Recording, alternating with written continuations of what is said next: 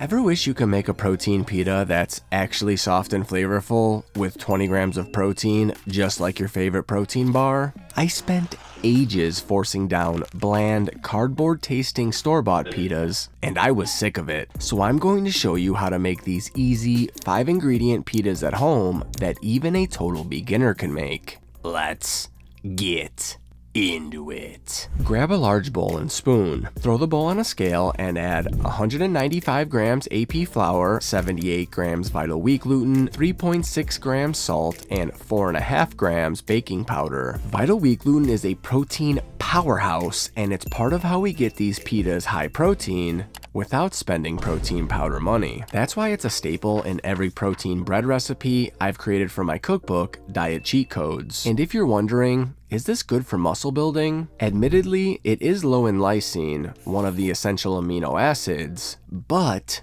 the Greek yogurt we're about to add has lysine, and meat is loaded with lysine too. So pita plus Greek yogurt plus a meat filling makes a high-quality muscle-building combo. Whisk the dry ingredients together and then add 365 grams 2% Greek yogurt, and make sure it's 2%. Fat-free tends to have too much tang and will make the pita taste like Greek yogurt. With 2%, you can't even tell it's there, and that little bit of fat makes the pita softer, less chewy, and more flexible. Also, please use a thick, high-quality Greek yogurt if you can. Lower quality brands can be very watery, which throws off the dough and can force you to use less yogurt, meaning less protein per pita.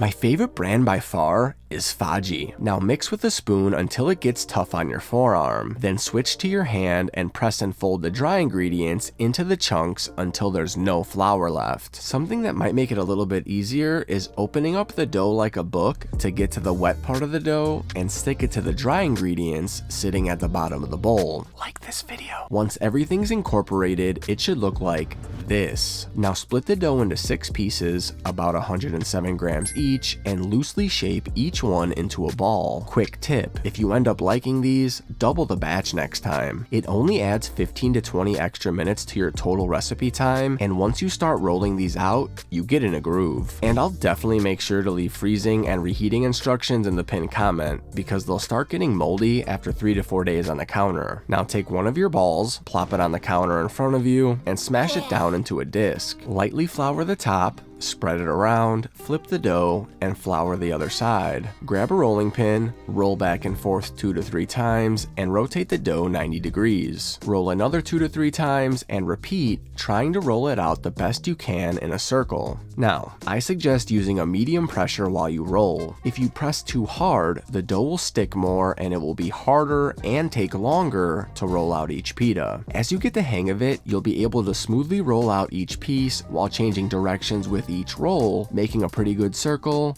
while being efficient. Whenever the dough starts sticking to the rolling pin or counter, simply dust each side with a little bit of flour, spread it around, and continue rolling. And yes, I count that extra flour in the macros. You'll see it on the ingredient list in my cookbook, Diet Cheat Codes. I also include photos for the important steps so you can follow along and get perfect pitas every time. Every recipe is meticulously tested for maximum flavor and minimum effort. It's not just me saying that either. Thousands have messaged me saying these recipes have made weight loss feel effortless, and many have sent insane before and after transformations to prove it. If you want to get new recipes early, click the link in the description and use code E4CM for 10% off. Once your pita is about 7 to 8 inches in length and about 1/8 inch to 1/4 inch in girth, it's ready for the pan. Drop it in a preheated pan on medium heat and cook for 1 to 2 minutes or until you see a nice browning across the entire surface. While that pita is cooking, start prepping the next pita. It'll take a couple pitas, but after you get the hang of it, you'll be able to roll another one out while the one you have in the pan cooks.